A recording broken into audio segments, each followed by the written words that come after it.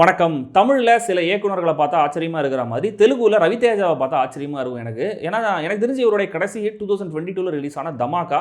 அதுக்கப்புறம் 4 வருஷத்துல 7 படங்கள் நடிச்சிருக்காரு. எல்லாமே அடி. அண்ட் இதில எல்லா படங்களுமே பெரிய பட்ஜெட்டா நல்ல புரொடக்ஷன் வேல்யூஸோட எடுக்கப்பட்ட கமர்ஷியல் படங்கள் தான். மக்கள் எல்லாத்தையுமே ரிஜெக்ட் பண்ணிட்டாங்க. அப்படியான கமர்ஷியல் மாஸ் ஹீரோவா வேணாம், வேற மாதிரி ட்ரை பண்ணுவோம் அப்படின்னு ரவிதேஜா டிசைட் பண்ணது, இன்னைக்கு அவருக்கு ஒரு ஹிட்ட குடுத்திருக்கு. இருமுடி தமிழ்லயும் டப் பண்ணியிருக்காங்க, ரிலீஸ் பண்ணியிருக்காங்க. இந்த படத்தை மக்கள் ஏத்துக்கிட்டதுக்கான காரணம் என்னவா இருக்கும் அப்படின்னு நான் அப்சர்வ் பண்ணதை வச்சு சொல்றேன். நீங்க சப்ஸ்கிரைப் பண்ணலாம், சப்ஸ்கிரைப் பண்ணுங்க. வீடியோ எப்படி இருக்குங்கிற கமெண்ட்ல சொல்லுங்க. லைக் பண்ணுங்க, ஷேர் பண்ணுங்க. விருப்பம் இருந்தால் மெம்பர்ஷிப்லையும் ஜாயின் பண்ணுங்க.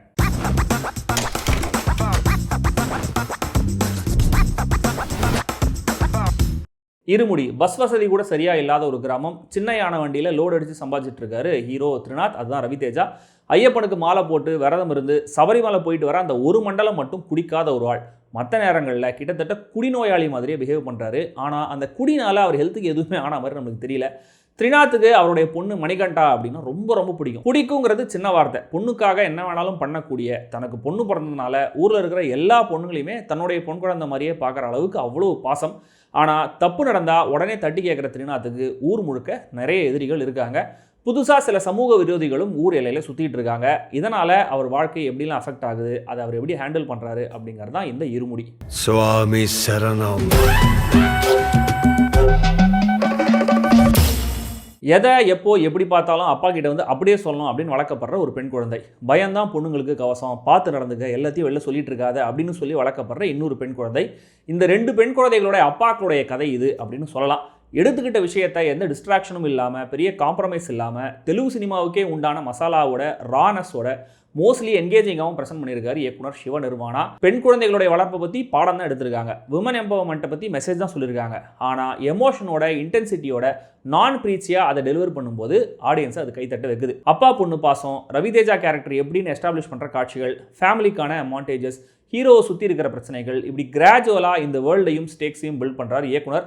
இன்டர்வலுக்கு கொஞ்சம் முன்னாடி ஒரு மர்ம நபர் ஆங்கிளை கொண்டு வந்ததும் நல்ல சர்ப்ரைஸாக இருந்துச்சு. ஐயப்ப பூஜை, அதில் பாடப்படுற பாடல்கள், ஐயப்ப பூஜைக்கு ஊரே கூடுறது, ரவிதேஜாவை சுற்றி இருக்கிற மற்ற கேரக்டர்ஸ், இது எல்லாமே ஏதோ ஒரு வகையில் கதையை அடுத்த கட்டத்துக்கு கொண்டு போக, கதையை சுவாரஸ்யப்படுத்த யூஸ் ஆகுது. உண்மையை சொல்லணும்னா இந்த டைட்டில் ப்ரோமோவெல்லாம் பார்க்கும்போது அந்த கால பக்தி படங்கள் ஸ்டைலில் ஒரு படம் போல இந்த அம்மோரு மாதிரிலாம் கொண்டு போவாங்கன்னு நினச்சேன். ஆனால் இங்கே கடவுளுங்கிறது ஒரு கேரக்டருக்கான, இந்த வேர்ல்டுக்கான ஒரு பேக்ட்ராப் மட்டுமே. இன்ஃபேக்ட் இந்த படம் ஒரு கிரைம் த்ரில்லர் மாதிரி தான் ப்ராக்ரஸ் ஆகுது. ஆனால் ஒவ்வொரு கட்டத்திலையும் ஆடியன்ஸ் கெஸ் பண்ணுறதையெல்லாம் பொய்யாக்கணும்னு நிறைய டீட்டெயில்ஸை எடுத்திருக்காரு இயக்குனர். அது ஓரளவுக்கு ஒர்க்கும் ஆகுது. முதல் சீனே ஒரு நெகட்டிவ் கேரக்டருடைய டெரரான அறிமுகம் தான். அதை வச்சு ஓகே, ஹீரோவுடைய பொண்ணுக்கு இதனால் என்னமோ நடக்க போகுது நம்ம கெஸ் பண்ணுவோம். ஆனால் அந்த ரூட்டை அவாய்ட் பண்ணிட்டு வேற ஒரு விஷயத்துக்கு நம்மளை கொண்டு போறாரு இயக்குனர். இதில் ஆரம்பிச்சு படம் முடிகிற வரைக்கும் நம்ம மைண்டில் ஃபர்ஸ்ட் வர யோசனையை அவாய்ட் பண்ணிட்டு வேற ஒரு சாய்ஸை சூஸ் பண்ணுறாரு இயக்குனர். இதில் பலது ஒர்க் ஆகுது, சிலது ஒர்க் ஆகலை. ஆரம்பத்தில் ஹார்ன் அடிச்சுட்டு போகக்கூடாதுன்னு ஒரு சின்ன சண்டை ஒன்று நடக்கும். என்னடா இவ்வளோ அபத்தமாக இருக்கே அப்படின்னு நினச்சா அதுக்கு சரியான கனெக்டை வச்சு நம்மளை வாயடைக்கிறாரு இயக்குனர். ஒரு வேலையிலேருந்து சஸ்பெண்ட் ஆகிற கவர்மெண்ட் எம்ப்ளாயியை திரும்ப அதே இடத்துக்கு அதே வேலையில் எப்படி கொண்டு வர முடியும் அப்படின்னு மைண்டில் டவுட் வரும்போது அதுக்கும் சரியான பதிலை சொல்லி சைலண்ட் ஆகிறாரு இயக்குனர். இன்னொரு பக்கம் மெயின் கான்ஃப்ளிக்ட் உள்ள போக ரொம்ப டைம் எடுக்கிறாங்க. சில விஷயங்கள் ரெப்படேட்டிவாகவும் தோணுது. ஸோ ஒர்க் ஆகிற பார்ட்ஸ் ஒர்க் ஆகாத பார்ட்ஸுக்கு காம்பன்சேட் பண்ணுது.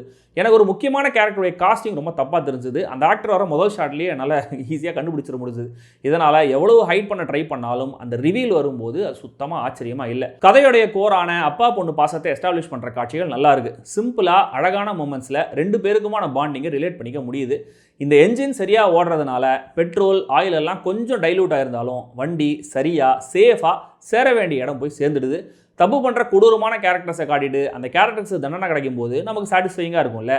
இந்த கத்தார்சிஸை அழகாக வச்சு ப்ளே பண்ணுறாரு இயக்குனர். அந்த டவுன் சைடு ஊரில் என்ன தப்பு நடந்தாலும், யார் அடித்தாலும், வெட்டினாலும், கொலையே பண்ணாலும், போலீஸ்னு ஒரு ஆள் கூட அந்த விசினிட்டியில் இல்லவே இல்லை. என் கூர்கா கூட இல்லை. போலீஸ் ஸ்டேஷனை விடுங்க, ஒரு செக் போஸ்ட்டை கூட கண்ணில் காட்டல. ஐயப்பனே எல்லாத்தையும் பார்த்து பாரு டயலாக்ஸ்லையா சொல்லியிருக்கலாம். இந்த ஒரு ஆஸ்பெக்ட் லாஜிக்கலாக நிறைய கேள்விகளை கேட்க வைக்குது.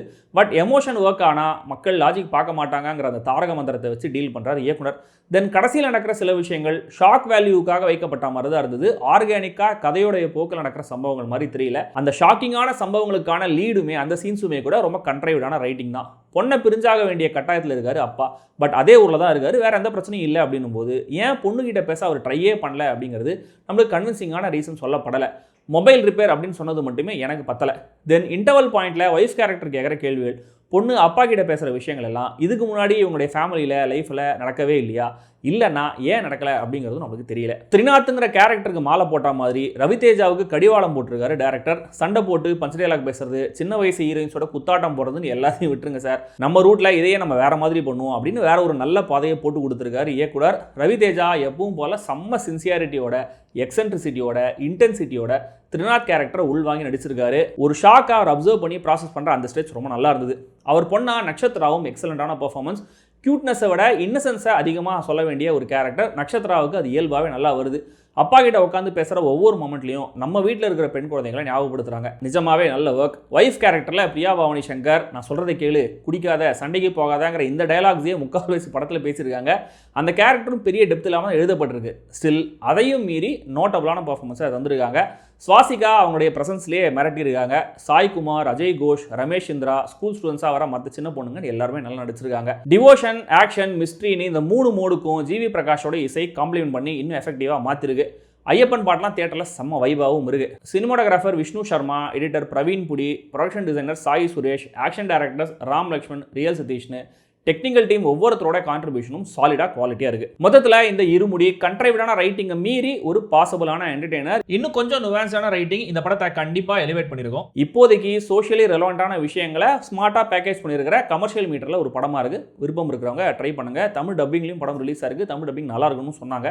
தெலுங்கு வெர்ஷனுக்கு சப்டைட்டில்ஸ் இருக்குது, ஆனால் தமிழ் வெர்ஷனுக்கான சப்டைட்டில்ஸ் புரியல. அதாவது தெலுங்குல வந்து அவங்க பொல்லூர் அப்படின்னு சொன்னால் சப்டைட்டிலில் ஆத்தூர்னு வரும். அவங்க தெலுங்குல ஒங்கோல்னு சொன்னால் இங்கே சப்டைட்டில் வந்து உசலம்பட்டி அப்படின்னு வரும். இந்த மாதிரி மற்றபடி எந்த பிரச்சனையும் இல்லை. சப்டைட்டில் நீட்டாக தான் இருக்குது. அண்ட் இந்த படத்துடைய தீம் அண்ட் வயலன்ஸுக்காக கண்டிப்பாக என்னுடைய பார்வையில் அடல்ட்ஸ் ஒன்லி.